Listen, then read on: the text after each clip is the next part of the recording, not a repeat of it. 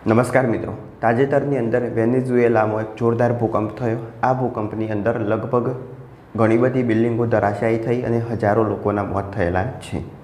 Richter scale ઉપર આ જે ભૂકંપ હતો એની તીવ્રતા 7.2 થી લઈ અને 7.5 સુધી દર્શાવવામાં આવેલી છે। તો સમજીએ આજના વિડીયોમાં આપણે વિગતે કે ભૂકંપ કઈ રીતના સર્જાય। જમીનની અંદર રહેલો લાવા બહાર આવવા માટે જ્યારે તાકાત કરશે તો જમીનની ઉપર રહેલું જે સ્તર હોય એ મજબૂત હોય એટલે લાવા બહાર આવી શકશે નહીં, એના કારણે ઉપરનું સ્તર હલશે અને ભૂકંપના આંચકાનો અનુભવ કરી શકાય। વેનેઝુએલાની અંદર આ જે ભૂકંપ આવે એ જોડિયા ભૂકંપ તરીકે ઓળખવામાં આવે છે। જોડિયા ભૂકંપનો મતલબ શું એ પણ આપણે સમજીશું।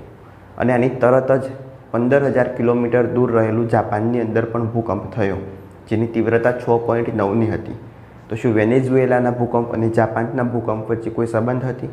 કોઈ એવું ટેક્ટોનિક પ્લેટો ટકરાઈ કે જેના કારણે આ ભૂકંપ સર્જાયો? વિગતે આજના વિડીયોમાં તેના વિશે માહિતી મેળવીએ। તો 24 જૂન સાંજે 6:04 એક જોરદાર ભૂકંપ થયો। રિક્ટર સ્કેલ ઉપર આ જે ભૂકંપ હતો એની તીવ્રતા 7.2ની હતી અને એના 38 સેકન્ડ પછી જ 7.5ની તીવ્રતાનો એક જોરદાર ભૂકંપ થયો। મિત્રો, આ એક પછી તરત જ બીજો જે ભૂકંપ થયો આને જોડિયા ભૂકંપ તરીકે ઓળખવામાં આવે છે કે એક સાથે બે ભૂકંપ થવા।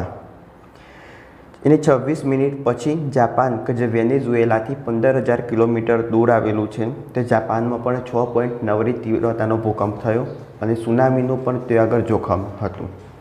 તો એવી કઈ ટેક્ટોનિક પ્લેટો ટકરાઈ કે જેના કારણે આ ભૂકંપ ઉદ્ભવ્યો અને જાપાનમાં ભૂકંપ આવે એની સાથે શો સંબંધ છે એ પણ આપણે સમજીશું।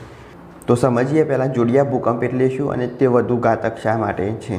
તો ધરતીની ટેક્ટોનિક પ્લેટ હોય એ એકબીજા સાથે અથડાશે તો અથડાવાને કારણે પણ ભૂકંપ આવી શકે છે। પૃથ્વી પર 4 પડની બનેલી છે। પૃથ્વી પર મહત્ત્વના જાડા મોટા 4 સ્તર આવેલા છે, જેમાં સૌથી બહારના પડની આપણે વાત કરીએ તો એને ક્રસ્ટ કહેવામાં આવે છે અને તે 7 મોટી નાની પ્લેટોનું બનેલું છે। હવે આ જે પ્લેટો હોય એની નીચેની સપાટી પર લાવા હોય। હવે આ લાવા છે એ વધુ દબાણ સર્જશે બહાર આવવા માટે। હવે બહાર ના આવી શકે એટલે આ ઉપરની જે પ્લેટો હોય એના પર દબાણ સર્જી અને પ્લેટોનું હલનચલન થશે। સામાન્ય રીતે ભૂકંપ ઘણીવાર આવતા હોય છે પણ એનું જે તીવ્રતા હોય એ ખૂબ ઓછી હોય એટલે આપણે એને ઓળખી શકતા નથી। પણ જ્યારે વધુ દબાણ સર્જાય તો ત્યાં આગળ ઝોન ફોલ્ટ લાઇન પડે છે, એટલે કે તિરાડ પડે છે। હવે આ જે ભૂકંપ હોય તો એમાં બે પ્લેટો હોય, એ બે પ્લેટો એકબીજાને દબાણ કરશે એટલે પાછળ ધકેલશે અથવા તો એક પ્લેટ ઉપર જ્યારે બીજી પ્લેટ નીચેની તરફ સરકશે।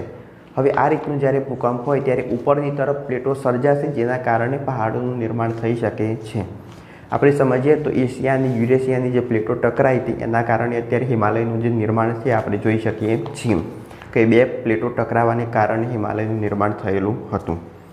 તો આ જ રીતના પ્લેટ સરકીને ઉપર નીચે થાય અથવા તો જોરદાર એના પર દબાણ સર્જાય છે। જો વધુ દબાણ પડે તો પ્લેટો તૂટી શકે છે, જેનાથી સેંકડો પરમાણુ બોમ્બ વિસ્ફોટ થયેલી હોય એટલી ઉર્જા મુક્ત થાય છે। હવે આ ઉર્જા મુક્ત થવાને કારણે એના જે કંપન હશે એ કંપન ધીરે ધીરે પૃથ્વીની સૌથી ઉપરની સપાટી પરથી એનો અનુભવ કરી શકાય છે। ક્યારેક આ કંપનો વધારે પ્રમાણમાં હોય તો એની તીવ્રતા આપણે રિક્ટર સ્કેલ પર માપી શકીએ છીએ। વેનેઝુએલામાં જે ભૂકંપ આવેલો હતો એની તીવ્રતા પહેલાં 7.2ની હતી અને આની 38 સેકન્ડ પછી બીજો જે ભૂકંપ આવ્યો એની તીવ્રતા 7.5ની હતી। હવે ભૂકંપ વૈજ્ઞાનિકો એવું માને છે કે પહેલાં જે આ 7.2ની તીવ્રતાવાળો ભૂકંપ આવ્યો અને એના પછી 7.5ની તીવ્રતાનો ભૂકંપ આવ્યો તો આના વચ્ચે લગભગ 3 ગણો તફાવત હોઈ શકે। એટલે કે 7.2ની તીવ્રતાના ભૂકંપ કરતો 7.5ની તીવ્રતાનો જે ભૂકંપ હોય એ 3 ગણો વધુ શક્તિશાળી હોય, એટલે એટલા પ્રમાણમાં વિનાશ પણ વધારે સર્જાઈ શકે છે। વેનેઝુએલાનો ઉત્તરીય કિનારો જેને સ્લીપ ફોલ્ટ લોબી પર છે, જો બે પ્લેટો છે, એક પ્લેટ આવશે કેરેબિયન પ્લેટ અને બીજી આવશે દક્ષિણમાં સાઉથ અમેરિકન પ્લેટ। આ બંને પ્લેટ ટકરાય છે અને ભૂકંપ સર્જાય છે। દર વર્ષની વાત કરીએ આપણે તો 20 મિલીમીટર પૂર્વ તરફ ખસે છે આ Caribbean plate. Caribbean plate 20 millimetre પૂર્વ તરફ ખસે એટલે કે ફોલ્ટ લાઇન પર સતત દબાણ વધતું જાય છે અને દબાણ વધવાને કારણે ત્યાં આગળ મોટે ભાગે અમુક સમયે ભૂકંપના આંચકાનો અનુભવ થતો રહે છે। એટલે બે પ્લેટો છે, એક આવશે કેરેબિયન પ્લેટ અને બીજી આવશે સાઉથ અમેરિકન પ્લેટ। આ બંને પ્લેટના ટકરાવાથી ત્યાં આગળ ભૂકંપના આંચકા આયે દિન થતા રહે છે। વેનેઝુએલામાં બંને ભૂકંપની કુલ ઉર્જાની આપણે વાત કરીએ તો લગભગ 7.6ની તીવ્રતાનો ભૂકંપ માની શકાય. આપણે 2001ની અંદર કચ્છની અંદર જે ભૂકંપ આવેલો હતો તો એની તીવ્રતા પણ 7.5ની આજુબાજુની હતી. તો એ જ રીતના આ જે ભૂકંપ છે એની તીવ્રતા 7.6ની થઈ શકે. વર્ષ 1990 પછી વેનેઝુએલામાં આવેલો એક સૌથી શક્તિશાળી ભૂકંપ હતો. આની પહેલાં 1900ની વર્ષમાં એટલે કે 29 ઓક્ટોબર 1900માં સવારે 7.7ની તીવ્રતાનો એક જોરદાર ભૂકંપ આવેલો હતો.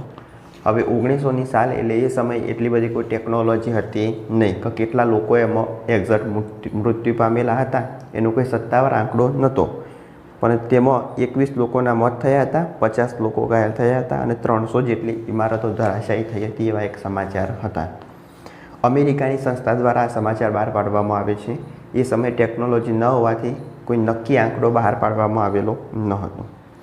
એના પછી આજે ભૂકંપ થયો 126 વર્ષ પછી નોંધાયો. અમેરિકી ભૂશાસ્ત્રી સર્વેક્ષણ સંસ્થા અનુસાર આ જે ભૂકંપ થયો વેનેઝુએલાની અંદર એમાં લગભગ 10,000થી 1 લાખ સુધીના લોકો મૃત્યુ પામ્યા એવી આશંકા છે. જેમાં 10,000 લોકો મૃત્યુ પામ્યા હોય એ 44% એની શંકા છે, જ્યારે 1 લાખ લોકો મૃત્યુ પામ્યા હોય એની શંકા 30% જેટલી છે. હજુ પણ એમાં ગુમ થયેલા લોકોની સંખ્યા વધતી રહે છે.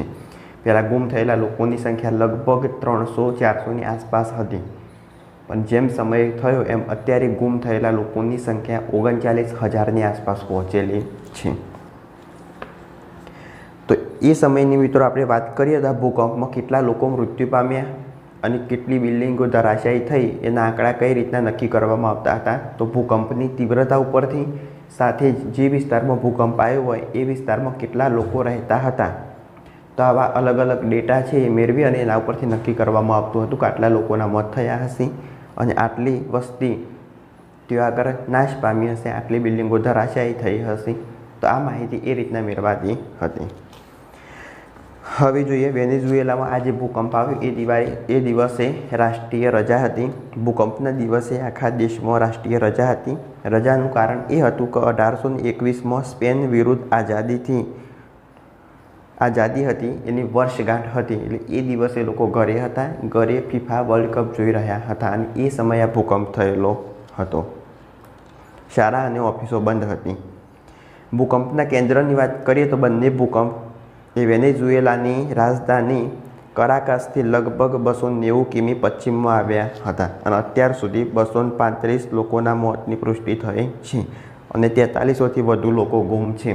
એના પછી પણ સરકાર દ્વારા નવા આંકડા બહાર પાડવામાં આવ્યા, જેની અંદર લગભગ 4,000થી અથવા 40,000 સુધી લોકો ગુમ થયેલા છે.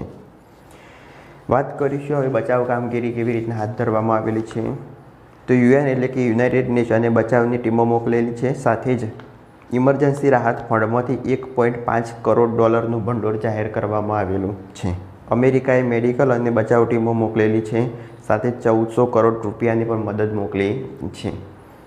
કેનેડા દ્વારા $35 લાખ રાહત સહાય આપવામાં આવશે અને આપણું ભારત કે જે આપણો દુશ્મન દેશ હોય ને એને પણ મદદ બાકી રાખતો નથી. તો પછી વેનેઝુએલાની અંદર આવેલું આ ભૂકંપની અંદર ભારત મદદ ના કરે એવું બની શકે નહીં. ગઈકાલે જ ભારત દ્વારા પણ વેનેઝુએલાની મદદ માટે આર્મી મોકલવામાં આવી. એની સાથે જ આપણે વાત કરીશું તો જે વિમાનની અંદર જરૂરી રાહત સામગ્રી એટલે કે કોઈ હોસ્પિટલ હોય, મેડિકલ હોય, કોઈ ખાવા માટે અનાજ હોય તો એવું ભંડોળ મોકલવામાં આવેલું છે. તો આ માહિતી મેળવી આપણે તાજેતરની અંદર વેનેઝુએલાની અંદર જે ભૂકંપ આવ્યો તેના વિશે. જો વિડીયો ગમ્યો હોય તો લાઈક કરો, શેર કરો, ચેનલ સબસ્ક્રાઈબ કરો. ત્યાં સુધી જય હિન્દ, જય ભારત.